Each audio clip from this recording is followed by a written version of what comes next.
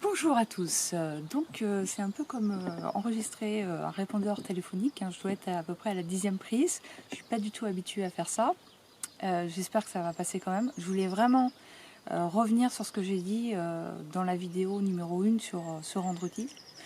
J'ai parlé de l'information économique financière qui se voulait rassurante.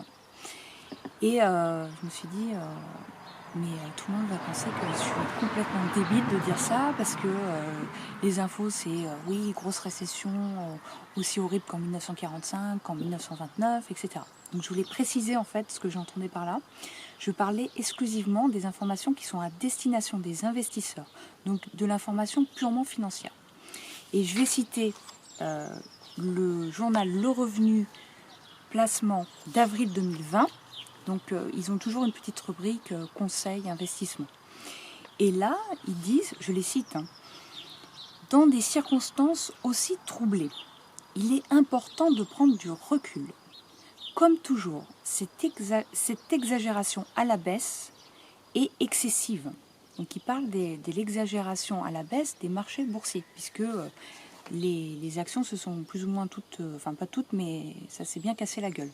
Donc là, ce qui dit, restez zen, soyez confiants en l'avenir, parce que en fait, les actions vont forcément remonter.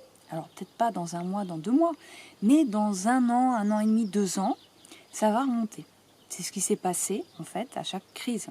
Donc la crise 2001, 2003, 2008, 2011, 2016, fin 2018, hein, on en a des crises. Et à chaque fois, ça remonte. La preuve, hein, c'est cité dans l'article, 2019 est venu le confirmer, année de tous les records depuis 20 ans. 26,4% pour le CAC 40. Le CAC 40, c'est les 40 actions françaises les plus importantes, on va dire. Donc là, il dit,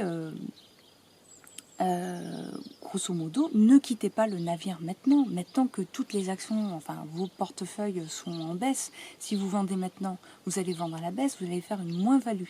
Si vous attendez, vous allez faire une plus-value.